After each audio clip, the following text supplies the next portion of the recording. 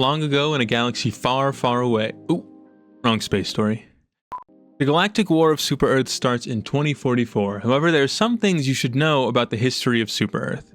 Some of this information is banned by the Ministry of Truth on Super-Earth, so this is for your ears only. Super-Earth was once very similar to our Earth. However, with the age of technology came a system that plummeted the world into managed democracy. I should say uplifted, but on Super-Earth, voting is done on a computer, but instead of choosing your candidate, the computer will ask you some questions, you'll answer them, and then based on your answer, it will vote for you.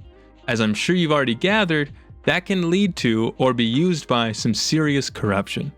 This led to the government we use today. And any disagreement with said government will be dealt with. In fact, any action that is even remotely negative towards the government will result in punishment, which can include death. And it's not just an evil government, there are cases of people turning in their kids for not honoring the Super-Earth flag. The people of Super-Earth are all about this government. It's not a democracy, it's a managed democracy.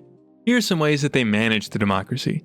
Any and all communications over the galactic wide web are monitored for signs of alien sympathizers. Citizens who doubt whether the terrorist bombings done by the cyborgs are actually done by the cyborgs are labeled cyborg sympathizers. Those who wish for peace talks are labeled hippies and are threatened with jail or execution. And these aren't even done in hiding. This message was sent out by Super-Earth. Questions regarding the Federation or government of Super-Earth shall be sent to the appropriate quadrant. It is illegal to express oneself openly about the Federation or government of Super-Earth in a negative manner, and serious cases may result in arrest or termination. Brought to you by Super-Earth PT Ltd, sponsored by Super-Earth. These are the links that they will go to prevent any dissidents. In ironic fashion, the very first use of Hellpods was when a socialist government on another planet tried to secede from the Federation of Super-Earth. After 50 Helldivers landed into the parliament and executed the members of the government, the planet was quickly brought back into compliance. As you may have noticed from the last paragraph, Super-Earth is not the only planet we live on. Humans actually live on most of the planets in the game, in some way or another. They communicate with something called the Galactic Wide Web, or GWW for short. As I said previously, this is constantly monitored for illegal activity. The GWW actually has instant data transfer speed. The only thing that is not instant is this scanning. The GWW works with an array of quantum devices, and this actually works all the time, including during the time your ship is warping to a new place. The other main technological advancement Super-Earth has is the Alcubierre drive. I don't know if I'm saying that right, but I'm trying. This was invented in the 2030s, and you can actually hear the ship voice mention the drive sometimes whenever you're warping to another system.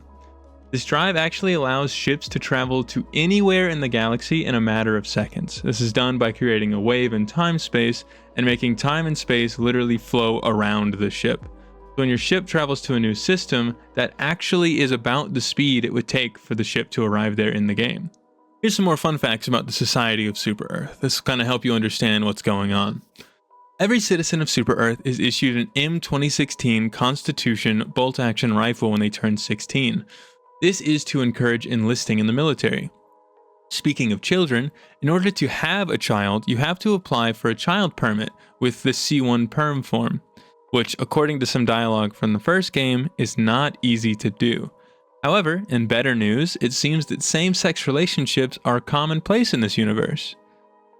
Next, the 26th of October is Liberty Day. This is celebrated by the game as well, as most DLC releases for the first game were done on Liberty Day.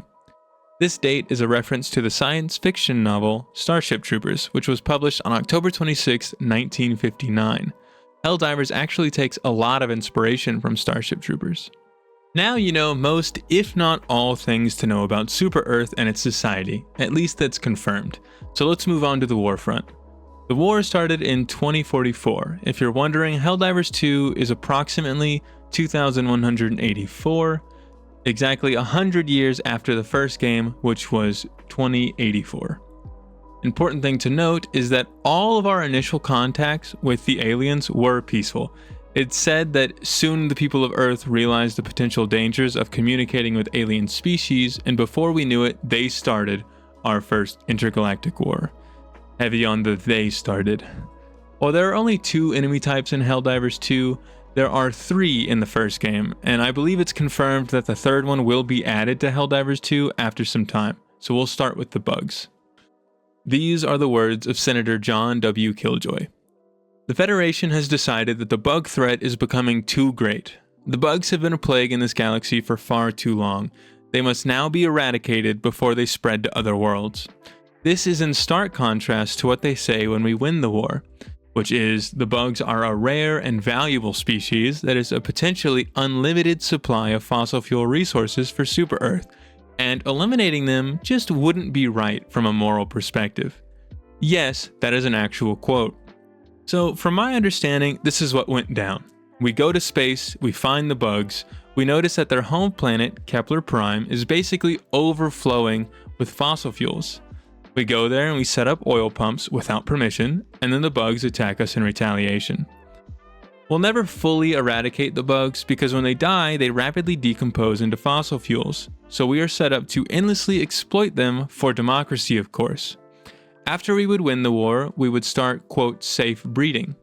I think this is when we did experiments on them. You can hear this line of dialogue from one of the members on your ship in the second game. Make sure you report her to the Ministry of Truth, by the way.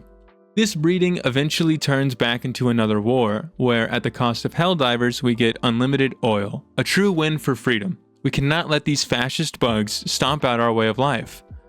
The devs have confirmed that we will go to the home planet of the bugs and have said it's nothing like the planets we've seen before. By the way, the bugs are fully sentient. They don't speak our language, but they're fully intelligent creatures. They're not just some insects. The second enemy of democracy are the cyborgs. We learned from the first game's dialogue that a couple years ago, cyborg terrorists detonated a massive bomb in one of the city-like planets, killing thousands of civilians. It's unknown if this was actually the cyborgs or a plot by the government to start a war. Usually what will restart up a war with the cyborgs is a cybernetically augmented human in an act of terrorism will detonate an explosive in the center of a city district, killing 8 citizens. And by the way, if you doubt the legitimacy of this, you will be labeled a cyborg sympathizer. The home planet of the cyborgs is Cyberstan. Whenever we successfully liberate their homeworld, we democratize them by force, threatening to take away their rights if they do not vote for Super Earth. We then station troops on their planet for about 5 years to keep the peace and further spread democracy to them. While this is happening, the Super Earth Construction Company, which is a government company, takes over their forges and materials. Eventually, another bombing happens and this whole process starts again. Super Earth really wants the AI capabilities of the robots as well as their materials and factories, which is probably why we went to war with them in the first place. Super Earth generally depicts the cyborgs as socialists, and this has made it a lot easier because they use the color red. But cyborgs do actually hate Helldivers and the Super Earth, probably due to their lack of ability to accept freedom and democracy. Now on to our third enemy. If you don't want this spoiled, now's your time to turn off the video, as the rest will go into future updates for the game. Thank you for watching this far. Now, our third enemy, and personally I think the coolest, is the Illuminate. They call themselves Squith. I don't know how to say that. The Illuminate are a very, very advanced civilization and are capable of traveling to other galaxies with ease. They settle in the southern quadrant of our galaxy, and according to Super Earth, they consider themselves to be enlightened beings. They originate from the ocean and use bioelectronics and nano-powered devices. A quote from the ship's science officer from the first game, the Illuminate went down the path of electricity in the same way we did from rocks to bullets. The Illuminate were originally the equivalent of UFO sightings in the 21st century, but eventually they came forward to Super Earth with a peace offering, and would you believe it, Super Earth declined it, because they found that they had large quantities of world-destroying devices, which Super Earth called obliterator bombs. For Super Earth, this was enough for us to launch a preemptive strike to try to steal their advanced technology. This is emphasized with a beautiful quote from Senator John W. Killjoy. This statement sends a clear message to all would-be threats to Super Earth. If they have more advanced technology than us, be prepared to pay the price. An important thing to note is that when successfully defending against the Illuminate, Super Earth says that we had strong evidence that they had planned to explode the planet with an obliterator bomb. However, when you lose a defense to the Illuminate, the planet can be recaptured. This means that they're not actually willing to blow up a planet, but we must fight as if they will, for Super Earth. Being an Illuminate sympathizer is the worst of the sympathizers and is almost certainly death by execution. When we win in a war with the Illuminate, Super Earth forces them to sign a treaty which prevents them from making any more armed forces and requires them to hand over all advanced weaponry. This weaponry is believed to be how we made the shield backpack and the arc thrower.